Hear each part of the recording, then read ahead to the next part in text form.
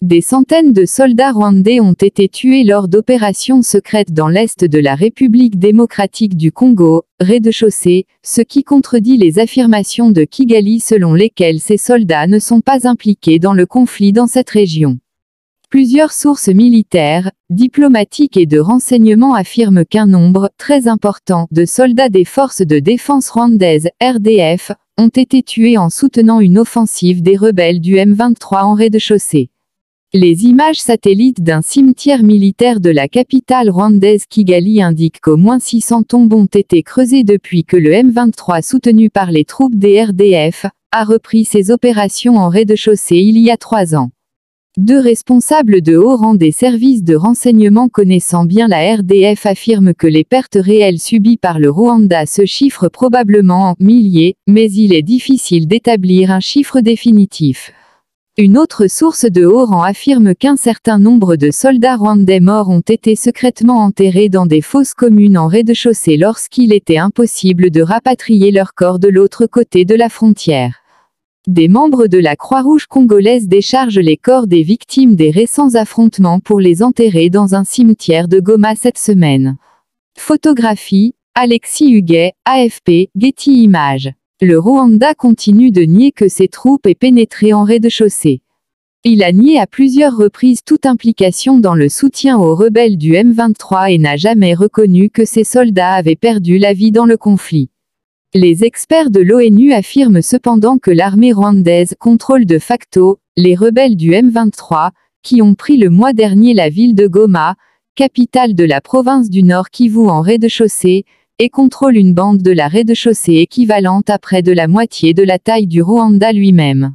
Les révélations concernant le bilan des morts militaires au Rwanda vont intensifier la pression sur Kigali pour qu'il avoue son rôle dans le conflit avant un sommet de crise auquel participeront respectivement les présidents rwandais et congolais, Paul Kagame et Félix Tshisekedi, à Dar es Salaam, en Tanzanie, samedi. Selon des sources diplomatiques, le nombre réel de morts rwandais, preuve d'un engagement soutenu sur la ligne de front, serait extrêmement préjudiciable pour Kagame. Emmanuel Ngabo, qui dirige en France un groupe appelé Arkurunana Nyarwanda France, Alliance rwandaise pour le changement, affirme avoir reçu de nombreuses indications de parents en deuil selon lesquels un grand nombre de Rwandais ont été tués.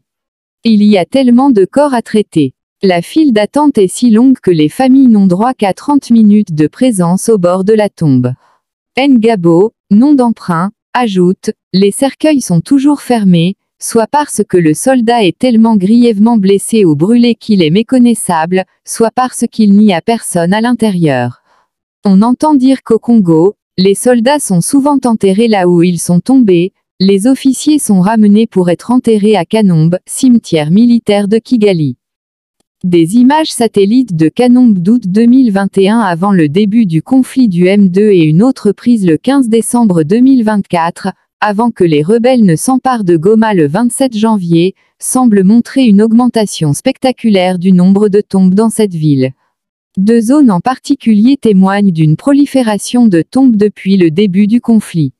L'une, au nord du cimetière, semble compter une centaine de nouvelles tombes, soit le double du nombre de tombes dans cette partie. Une source des services de renseignement confirme une augmentation du nombre de morts parmi les RDF. Nous recevons de plus en plus de rapports faisant état de victimes dans les hôpitaux militaires et sur les sites d'inhumation, affirme-t-il. Une source militaire ajoute que les capacités de l'armée de la rez-de-chaussée et l'utilisation efficace des drones et de la puissance aérienne auraient pu tuer de nombreuses personnes.